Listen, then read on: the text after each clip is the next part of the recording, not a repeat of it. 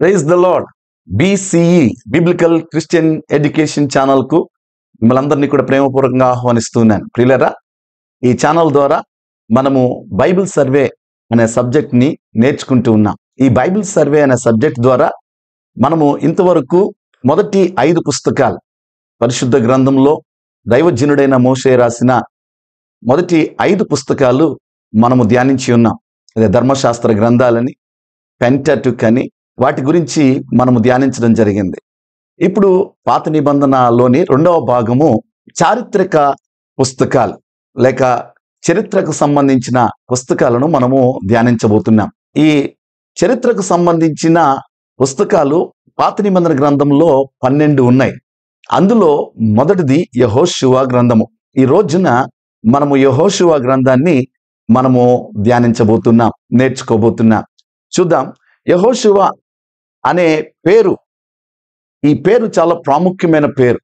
ఎందుకు అనంటే యెహోషువ అను పేరునకు అర్థం ఏంటి అనంటే రక్షించును అనే అర్థం. అంటే ఇది క్రొత్త నిబంధనకు అనుగుణంగా ఉన్న పేరు. ఎందుకు అనంటే మత్తయి సువార్త 1వ అధ్యాయం 21వ వచనంలో యేసు అనే పేరుతో పిలువబడింది. అంటే యేసు అనగా రక్షకుడు అని అర్థం. ఇది మనందరికీ తెలిసిందే కదా. ఆయనే తన ప్రజలను వారి పాపముల నుండి రక్షిస్తాడు. అంటే ఇప్పుడు కనాల్లోనికి దేవుని ప్రజలను ఈ యొక్క విమోచన మరియు విజయానికి నడిపించిన ఈ సైన్యాధిపతి అయిన యెహోషువ పాత నిబంధన గ్రంథంలో ఉంటే, సర్వమానవాళిని పాపముల నుండి విమోచించి రక్షించిన యేసు మన సారథిగా ఉన్నాడు. కాబట్టి ఈ 2 పేర్లకు అర్థము రక్షణ, రక్షించును అనే అర్థాన్ని ఇస్తూ ఉన్నాయి. అలాగే మనము ఈ గ్రంథకర్త గురించి మనం ఆలోచన చేస్తే, యెహోషువ గ్రంథాన్ని ఎవరు రాశారు అనేది మనం చూసినప్పుడు ఈ పుస్తకములో గ్రంథకర్తగా యెహోషువ అనే పేరు ప్రస్తావించబడలేదు వాస్తవానికి. అయితే ఈ గ్రంథకర్తల జాబితా ఉంది కదా, ఆ జాబితాలో యెహోషువ అని, మరియు యెహోషువ మరణం తర్వాత ఈ పుస్తకాన్ని ముగించడానికి ఒక సహాయకుడు చివరిలో చిన్న విభాగాన్ని పూర్తి చేసి ఉంటాడని సాంప్రదాయకంగా అంగీకరించబడింది అనమాట. అంటే యూదుల సాంప్రదాయం ప్రకారము ఎలియాజరు యెహోషువ మరణము తర్వాత ఈ యొక్క మిగతా చరిత్రను రాశాడని చెప్తా ఉన్నారు. అయితే ఈ యొక్క ఎలియాజరు మరణం తర్వాత ఫినెహాసు ఆ మిగతా కథను లేకపోతే చరిత్రను పూర్తి చేశాడని ఈ యొక్క యూదుల సాంప్రదాయము. ఈ పుస్తకము రాయబడిన కాలాన్ని ఒకసారి మనం ఆలోచన చేస్తే, క్రీస్తు పూర్వము 1406 నుండి క్రీస్తు పూర్వం 1385 మధ్య కాలంలో ఇది రాయబడి ఉండవచ్చు అని చెప్పి తెలియచేయబడుతోంది. ఈ యొక్క పుస్తకములో అధ్యాయాలు మొత్తం 24, వచనాలు 658, ముఖ్య అధ్యాయము 24, ముఖ్య వచనము 24వ అధ్యాయము 15వ వచనం. ఇప్పుడు ముఖ్య అధ్యాయం గురించి మనము చూద్దాం. ఈ ముఖ్య అధ్యాయము 24వ అధ్యాయం. అంటే ఈ 24వ అధ్యాయము యెహోషువ గ్రంథం అంతటికి కూడా ఒక సారాంశముగా ఉందన్నమాట. ఎందుకు అనంటే ఈ యొక్క అధ్యాయంలో యెహోషువ ఇశ్రాయేలును షెకెంలో కలుసుకుని దేవుని విమోచన చరిత్రను ఒకసారి గుర్తు చేశాడు. దేవుడు వారిని ఏ రీతిగా విమోచించాడు అనే విషయాన్ని గుర్తు చేశాడు. అలాగే వారి యొక్క నిబంధనను మరొకసారి పునరావృతం చేసి నవీకరించాడు. అందుకే దీనిని షెకెం నిబంధన అని కూడా పిలుస్తారు. ముఖ్య వచనం దగ్గరికి వస్తే ఈ 24వ అధ్యాయంలోనే 15వ వచనాన్ని ముఖ్య వచనంగా పరిగణించబడింది. ఎందుకు అనంటే ఇది ఒక ప్రాముఖ్యమైన ప్రకటనగా కూడా ఉంది. దానికి కారణం ఏంటనంటే యెహోషువ చేసిన ప్రకటన. ఈ ప్రకటన ఏంటి? యెహోవాను సేవించుట మీ దృష్టికి కీడని తోచిన యెడల మీరు ఎవరిని సేవించెదరో నేడు మీరు కోరుకునుడి. అయితే నేనును నా ఇంటి వారును యెహోవాను సేవించెదము అని చెప్పి ఒక ధైర్యవంతమైన సవాలుతో కూడిన ఒక ప్రకటనను యెహోషువ చేయడం వల్ల ఈ యొక్క ప్రకటనను ఒక ముఖ్య వచనముగా పేర్కొనబడింది. ఇందులో ముఖ్య పదాలు ఉన్నాయి. ఆ ముఖ్య పదాలు ఏంటో మనం చూద్దాం. వారసత్వము, అలాగే స్వాధీనపరుచుకొను, దేశము, విశ్రాంతి, యెహోవా యుద్ధాలు, బలము కలిగి ఉండుడి, ధైర్యము కలిగి ఉండుడి, నిబ్బరము కలిగి ఉండుడి అనే పేర్లు ముఖ్యమైన పదాలుగా చెప్పబడతా ఉన్నాయి. అయితే ఈ పదాలు ఈ పుస్తకం యొక్క మూల భావాలను వివరిస్తా ఉన్నాయి. ఎందుకనంటే దేవుడు వాగ్దానం చేసిన దేశాన్ని స్వాధీనపరుచుకోవడానికి ఇశ్రాయేలులకు సహాయం చేశాడు. అలాగే వారు అక్కడ విశ్రాంతి తీసుకోవడం, ఆ యుద్ధాలు వారు జరిగించిన యుద్ధాలు ఉన్నాయి కదా, అవి మానవ శక్తితో కాక దేవుని యొక్క శక్తితో ఆయన యొక్క నాయకత్వంలో జరగడాన్ని ఇవన్నీ కూడా వివరిస్తా ఉన్నాయి. ఈ ముఖ్య పదాల గురించిన వివరణ మనం గమనిస్తే మొట్టమొదటిగా వారసత్వం అంటే లేక స్వాధీనపరుచుకునుట, ఈ రెండు పదాలు ఇక్కడ కనిపిస్తా ఉన్నాయి. ఈ పదాలు ఈ యెహోషువ పుస్తకం అంతటా కూడా పదే పదే మనకు ఎదురుపడతా ఉంటాయి. దేవుడు అబ్రహాముతో చేసిన వాగ్దానము ఇక్కడ నెరవేరడం మనం చూస్తా ఉన్నాం. ఎందుకు అనంటే ఇశ్రాయేలీలు కనాను దేశాన్ని తమ వారసత్వంగా పొందడము ఇందులో ఒక ప్రధాన భాగముగా ఉంటా ఉంది. రెండవది దేశము అనే పదాన్ని కూడా ముఖ్య పదంగా మనం చూస్తా ఉన్నాం. ఎందుకు అనంటే కనాను దేశము లేకపోతే వాగ్దాన భూమి ఇది కేవలము ఈ భౌగోళిక ప్రదేశం మాత్రమే కాదు, దేవుడు తన ప్రజలకు ఇచ్చిన వాగ్దానం యొక్క నిదర్శనం. ఇది వాగ్దాన భూమి, అందుకే ఇది ఒక ముఖ్య పదముగా అక్కడ పరిగణించబడింది. ఇంకొక పదాన్ని మనం చూస్తే విశ్రాంతి అనే పదము ఇక్కడ కనిపిస్తా ఉంది. ఈ విశ్రాంతి అనే పదము గమనిస్తే అంటే వీరు అరణ్యములో లేక ఎడారిలో బాగా అలసిపోయి అలజడి చెంది ఇప్పుడు వాగ్దాన భూమిలో ప్రవేశించారు కదా, వారు విమోచన పొంది ఈ శత్రువుల బారి నుంచి వారు విడుదల పొంది సురక్షితంగా ఆ యొక్క వాగ్దాన భూమిలో వారు ఉన్నారు కాబట్టి వారు విశ్రాంతి తీసుకుంటున్నారు. దేవుని ఆశీర్వాదాలను అనుభవించడమే, దేవుని వాగ్దాన నెరవేర్పును పొందడమే ఈ విశ్రాంతితో పోల్చబడింది. అదే మనము యెహోషువ గ్రంథము 21వ అధ్యాయం 44వ వచనంలో మనము చూడవచ్చు. యెహోవా యుద్ధాలు అనేది తర్వాత ముఖ్య పదంగా మనం చూస్తా ఉన్నాం. అంటే ఏంటి అనంటే యెరికో యుద్ధం దీనికి ఒక ఉత్తమ ఉదాహరణగా ఉంది. ఎందుకనంటే ఈ యుద్ధ విజయాలు ఇశ్రాయేలీల యొక్క సైన్య శక్తిపై కాక దేవుని యొక్క అద్భుతమైన చర్యపై ఆధారపడి ఉన్నాయి. ఎందుకనంటే ఇశ్రాయేలీలు యుద్ధం చేసి గెలిచారని కాదు, దేవుడే వారి పక్షాన యుద్ధం చేసి శత్రువులను ఓడించి వారికి జయం అనుగ్రహించాడనేది మనం చూస్తా ఉన్నాం. తర్వాత ఇంకో పదము బలము కలిగి ఉండుడి అనేది కూడా ముఖ్య పదం. ఇందులోనే మరో రెండు పదాలు కలిసి ఉన్నాయి. అవి ఏంటి అంటే ధైర్యము కలిగి నిబ్బరముగా ఉండుము అనే పదాలు కూడా ఇందులో ప్రస్తావించబడ్డాయి. అంటే ఇది ఒక ప్రోత్సాహకరమైన మాటలుగా మనం చూస్తున్నాం.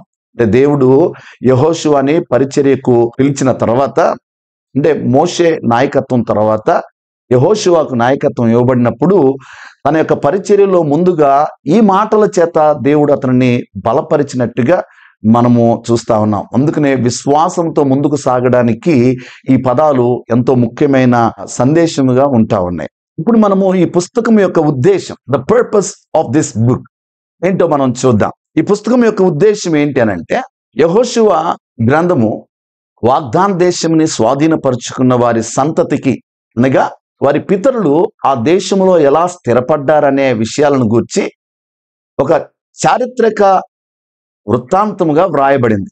ఈ పుస్తకం దేవుణ్ణి సర్వసైన్యాధిపతిగా, రక్షకునిగా, రాజుగా కొనియాడుతుంది. ఇశ్రాయేలు యొక్క ఒక్కొక్క గోత్రానికి ఇవ్వబడిన ఈ భౌగోళిక సరిహద్దులను గూర్చి ఈ పుస్తకము తెలియచేస్తా ఉంది. అంతేకాదు దానికన్నా ముఖ్యమైనది ఏంటి అనంటే ఈ యెహోషువ గ్రంథము మోషే కాలం మరియు న్యాయాధిపతుల కాలం మధ్యలో ఇది అనుసంధాన కథనముగా పనిచేసింది. అంటే ఈ రెండింటి మధ్య ఉన్న కాలంలోనే ఈ పుస్తకం మొదటిసారిగా చాటించబడింది అనమాట. వాగ్దాన దేశమును స్వాధీనపరుచుకునే ప్రయాణాన్ని మోషే ఆరంభించి అరణ్యంలో ఎన్నో ఒడిదుడుకులను సహించాడు. అయితే యెహోషువ ఆ వాగ్దాన దేశాన్ని విజయవంతంగా స్వాధీనం చేసుకున్నాడు. దాని గురించి వివరించడమే ఈ యొక్క పుస్తకం యొక్క ఉద్దేశముగా రాయబడతా ఉంది. ఇందులో ముఖ్యమైన వ్యక్తులు ఉన్నారు. వాళ్ళెవరో మనం చూద్దాం. ఆ ముఖ్యమైన వ్యక్తులు ఎవరంటే యెహోషువ, రాహాబు, ఆకాను, ఫినెహాసు, ఎలియాజరు. వీరు ముఖ్యమైన వ్యక్తులుగా ఉంటా ఉన్నారు. ఈ యెహోషువ గ్రంథంలోని ముఖ్యమైన సంఘటనలు, the important events in the book of Joshua. ఈ యెహోషువ గ్రంథం ప్రధానంగా ఇశ్రాయేలీయులు వాగ్దాన భూమిని అనగా కనానును జయించి వారి గోత్రాల మధ్య విభజించడం గురించి వివరిస్తూ ఉంది. అంటే మోషే తర్వాత ఇశ్రాయేలు నాయకుడిగా యెహోషువ నియమితుడయ్యాడు. నియమించబడిన తర్వాత ఈ యెహోషువ నాయకత్వం గురించి మొదటి అధ్యాయంలో మనం చూస్తా ఉన్నాం. ఈ యెహోషువ నాయకత్వము మరియు దేవుని వాగ్దానం గురించి యెహోషువ గ్రంథం మొదటి అధ్యాయంలో మనం చూస్తున్నాం. అంటే మోషే మరణానంతరం దేవుడు యెహోషువని ఒక నాయకుడిగా ఎన్నుకున్నాడు. అతనికి బలమైన మరియు ధైర్యవంతుడిగా ఉండాలని ఆదేశాలు ఇచ్చాడు. అంతేకాదు వాగ్దానం కూడా ఇచ్చాడు. ఆ వాగ్దానం ఏంటంటే, మోషేకి నేను ఏ రీతిగా అయితే వాగ్దానం ఇచ్చానో అదే వాగ్దానం నీకు కూడా ఇస్తున్నాను, నీవు నీ పాదము నిలిపే స్థలం అంతా కూడా నేను మీకు ఇవ్వబోతున్నాను అని చెప్పి వాగ్దానంతో మొదలైంది. 2వ అధ్యాయంలో ఇంకో ముఖ్యమైన సంఘటన మనం చూస్తా ఉన్నాం. ఇది రాహాబు అలాగే వేగువారు. ఈ యొక్క యెరికోను వేగు చూడటానికి ఒక ఇద్దరిని ఈ యొక్క యెహోషువ ద్వారా పంపించబడ్డారు. యెరికో నగరాన్ని వారు వేగు చూడడానికి వెళ్ళారు.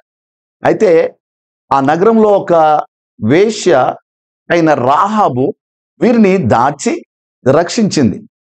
అంతేకాదు ఈ రాహాబు ఇశ్రాయేలు దేవుని మీద తన యొక్క విశ్వాసం వ్యక్తం చేసింది. దానికి ప్రతిగా ఇశ్రాయేలీయులు ఈ నగరాన్ని పతనం చేసేటప్పుడు తనను తన కుటుంబాన్ని రక్షించాలని తను కోరుకుంది. ఇది ఈ 2వ అధ్యాయంలో ఉన్న ప్రాముఖ్యమైన సంఘటనగా మనం చూస్తాం. ఇప్పుడు 3వ అధ్యాయము 4వ అధ్యాయానికి వద్దాం. ఈ 3-4 అధ్యాయాలలో ప్రాముఖ్యమైన విషయం ఏంటి అని అంటే, వారు యోర్దాను నదిని దాటారు. అంటే ఇశ్రాయేలీయులు యోర్దాను నదిని దాటి వాగ్దాన భూమిలోనికి ప్రవేశించారు. దేవుడు యెహోషువని ఆదేశిస్తే ఈ లేవీయులు మోషే నిబంధన మందసాన్ని నది నీటి అంచు దగ్గరికి తీసుకుని వచ్చారు. నది నీరు ఏమైందంటే, వారు ఎప్పుడైతే వారి పాదాలు ఆ నది నీటికి తగిలాయో ఆ నది నీరంతా 2 భాగాలుగా విడిపోయి ప్రజలు పొడి భూమిలో ఆ నదిని దాటగలిగారు. ఈ అద్భుతాన్ని ఎప్పటికీ గుర్తించుకోవాలని ఆ నది నుండి 12 రాళ్లను తీసుకుని వచ్చి అక్కడ స్మారక చిహ్నంగా వాటిని నిలిపారు. ఈ 3-4 అధ్యాయాలు ఆ విషయాన్ని వివరిస్తా ఉన్నాయి. తర్వాత 6వ అధ్యాయం. ఈ 6వ అధ్యాయంలో కూడా ఒక ప్రాముఖ్యమైన సంఘటనను మనం ఇక్కడ గమనిస్తా ఉన్నాం. ఇది యెరికో పతనం అవడాన్ని ఇక్కడ సూచించబడుతా ఉంది. అంటే యెరికో నగరం ఒక బలమైన కోటతో అది చుట్టబడి ఉంది. అయితే దేవుని ఆదేశం ప్రకారము ఇశ్రాయేలీయులు యుద్ధం చేయకుండా 6 రోజులు నగరం చుట్టూరు కూడా నిశ్శబ్దంగా ప్రదక్షిణం చేశారు. 7వ రోజు 7 సార్లు ప్రదక్షిణం చేశారు. 7వసారి వారు ప్రదక్షిణం చేస్తూ బూరలు ఊదిన తర్వాత ప్రజలు దేవుని స్తుతిస్తూ వచ్చారు. వారి స్తుతుల గర్జనతో ఈ నగరం అంతా కూడా కూలిపోయింది. ఆ యొక్క గోడలు కూలిపోయాయి. కాబట్టి వారు ఆ నగరాన్ని సులభంగా జయించగలిగారు. అలాగే ఇంతకు మునుపు మనము 2వ అధ్యాయంలో విశ్వాసం చూపించిన ఆ రాహాబుని మరియు ఆమె కుటుంబాన్ని మాత్రము వారు కాపాడారు. ఇది ఈ యొక్క 6వ అధ్యాయంలో మనం చూస్తా ఉన్నాం. 7వ అధ్యాయంలోనికి వస్తే ఆకాను పాపము మరియు హాయి పట్టణం మీద ఇశ్రాయేలీయులు ఓడిపోవడం గురించి ఈ 7వ అధ్యాయంలో మనం చూస్తున్నాం. దేవుడు ఏ వస్తువులనైతే నిషేధించాడో ఆ వస్తువులను, ఆ నిధిని ఆకాన్ అనే వ్యక్తి తీసుకున్నాడు. ఇది మొత్తం సమాజం మీదకి దేవుని కోపాన్ని తీసుకుని వచ్చింది. కాబట్టి యెహోషువ ఈ చిన్న హాయి నగరం మీద దాడి చేసినప్పుడు ఇశ్రాయేలీయులు ఓడిపోయారు. అప్పుడు దేవుడు ఆకాను మరియు అతని కుటుంబాన్ని శిక్షించాడు. ఆ పాపం తొలగించబడిన తర్వాత మాత్రమే వారు ఈ హాయి పట్టణాన్ని వారు జయించగలిగారు. అది 7వ అధ్యాయంలో మనం చూస్తున్నాం. 10వ అధ్యాయంలో మనం చూసినప్పుడు గిబియోనీల ఎత్తుగడ మరియు సూర్యచంద్రుడు నిలుచుటను గురించి ఇక్కడ తెలియచేయబడుతుంది. ఇందులో ఈ గిబియోను నివాసులు ఉన్నారు కదా, వారికి భయం వేసి కుట్రపూరితంగా యెహోషువతో సంధి చేసుకున్నారు. వారు మోసపూరితంగా వచ్చారు. అయితే ఈ విషయం తెలిసిన అమోరీయుల రాజు ఏం చేశాడంటే, కోపం చేసుకుని గిబియోనుల మీదకి యుద్ధానికి వచ్చాడు. ఈ యెహోషువ గిబియోనులతో సంధి చేసుకున్నాడు కదా, నిబంధన చేసుకున్నాడు కదా, దాని ప్రకారము మరి వారికి సహాయం చేయడానికి వెళ్ళి శత్రువులను ఓడించాడు. ఆ యుద్ధం జరుగుతున్నప్పుడు యెహోషువ ప్రార్థన చేసి, సూర్యుడా నీవు గిబియోనులోను, చంద్రుడా నీవు అయ్యాలోని లోయలోను నిలిచి నుండుమని ఆజ్ఞాపించాడు. దేవుడు ఆ మాట విని సూర్యచంద్రులు నిలిచినట్లుగా పగలు సుమారు ఒక రోజు పొడవుగా ఉండేలాగా చేశాడు. ఇది చరిత్రలోనే ఒక అద్భుతమైన సంఘటనగా ఉండిపోయింది. యెహోషువ గ్రంథము 10-11 అధ్యాయాలు గనక గమనించినట్లయితే దక్షిణ మరియు ఉత్తర రాజ్యాలు జయించబడడం గురించి ఈ యొక్క అధ్యాయాల్లో మనం చూస్తా ఉన్నాం. అంటే ఈ యెహోషువ దక్షిణ భాగంలో ఉన్న యెరూషలేము, హెబ్రోను, లాకీషు మరియు ఉత్తర భాగంలో ఉన్న హాసోరు అనే ఈ రాజ్యాలన్నిటిని కూడా ఓడించడం జరిగింది. అంటే ఇశ్రాయేలు ఈ కనాను భూమిలోని చాలా వరకు భాగాన్ని జయించి నియంత్రణలో తీసుకున్నారు. ఇంతకు ముందు అవి శత్రువుల యొక్క స్వాధీనంలో ఉన్నాయి. ఇప్పుడు యెహోషువ నాయకత్వంలో వాటన్నిటిని జయించి వాటిని స్వాధీనం చేసుకున్నారు. 13-21 అధ్యాయాలు చూస్తే ఈ వాగ్దాన భూమిని ఇశ్రాయేలీయుల గోత్రాలకు విభజించి ఇవ్వడం గురించి మనము ఈ అధ్యాయాలలో చూస్తా ఉన్నాం. అంటే ఈ జయించిన భూమి ఈ ఇశ్రాయేల్ యొక్క 12 గోత్రాల మధ్య వీటిని పంచిపెట్టడం జరిగింది. అంటే ఈ రూబేను, గాదు మరియు మనస్సే అర్ధ గోత్రాలు ఉన్నాయి కదా, అవి యోర్దాను నది అవతలే వారు భూమిని పొందుకున్నారు. మిగిలిన 9 మరియు ఒక అర్ధ గోత్రం ఉంది, అది ఆ నదికి అవతల అంటే వాగ్దాన భూమిలో వారు ఆ భూమిని పంచుకున్నారు. లేవీల గోత్రానికి మాత్రము భూమి కాకుండా సేవ చేయటానికి నగరాలు వారికి పంచి ఇవ్వడం జరిగింది. ఇది ఈ 13వ అధ్యాయం మొదలుకుని 21వ అధ్యాయం వరకు కూడా మనము చూస్తా ఉన్నాం. యెహోషువ గ్రంథం యొక్క సారాంశం, the summary of the book of Joshua ఆలోచన చేస్తే 1-5 అధ్యాయాలు ఈ వాగ్దాన భూమిలో ప్రవేశించడాన్ని గురించి తెలియచేస్తా ఉన్నాయి. అంటే మొదటి అధ్యాయంలో యెహోషువకు ఆదేశం ఇవ్వటం, 2వ అధ్యాయంలో యెరికోను వేగులు వారు వేగు చూడటం, 3వ అధ్యాయంలో యోర్దాను నదిని వారు అందరూ కూడా దాటడం, 4వ అధ్యాయంలో స్మారక చిహ్నాలు అంటే నదిని దాటుటకు గుర్తుగా వాటిని నియమించడం, 5వ అధ్యాయంలో గిల్గాలను స్వాధీనపరచుకోవడం, ఇవన్నీ కూడా ఈ 1-5 అధ్యాయాల్లో చెప్పబడతా ఉన్నాయి. 2వ భాగము ఇందులో మనం చూస్తే 6-12 అధ్యాయాలు వాగ్దాన భూమిని స్వాధీనపరుచుకున్నట్టుని గురించి తెలియచేయబడతా ఉంది. అంటే 6వ అధ్యాయంలో యెరికో కూలిపోవడం, 7వ అధ్యాయంలో ఆకాను యొక్క పాపము, 8వ అధ్యాయంలో ఇశ్రాయేలీయులు హాయి మీద ఓడిపోవడం, 9వ అధ్యాయంలో గిబియోనీయుల యొక్క మోసము, 10-12 అధ్యాయాలు కనుక గమనిస్తే యెహోషువ ప్రార్థన చేసి సూర్యచంద్రులను ఆపి ఆ యుద్ధాన్ని గెలవడం గురించి తెలియచేయబడుతుంది. 3వ భాగంగా మనం చూసినప్పుడు వాగ్దాన భూమిని పంచి ఇవ్వడం గురించి 13వ అధ్యాయం మొదలుకుని 24వ అధ్యాయం వరకు కూడా ఈ విషయాలను తెలియచేస్తూ ఉంది. అంటే 13-19 అధ్యాయాలు ఈ కనాను అంటే వాగ్దాన భూమిని వారు విభజించడము, 20వ అధ్యాయంలో ఆశ్రయపురములను నిర్మించడము, 21వ అధ్యాయంలో లేవీయుల యొక్క భాగాన్ని వారికి ఇవ్వడము, 22వ అధ్యాయంలో సాక్ష్య మందసమును కలిగి ఉండడము, అలాగే 23-24 అధ్యాయాలు యెహోషువ చివరి ప్రాముఖ్యమైన మాటలుగా చెప్పబడతా ఉన్నాయి.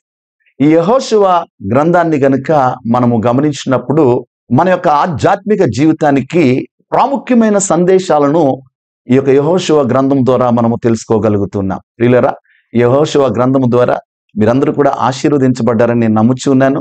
మరొక పుస్తకంతో మీ ముందుకు రాబోతున్నాం. Stay tune. BCE biblical Christian education, educating for eternity. God bless you.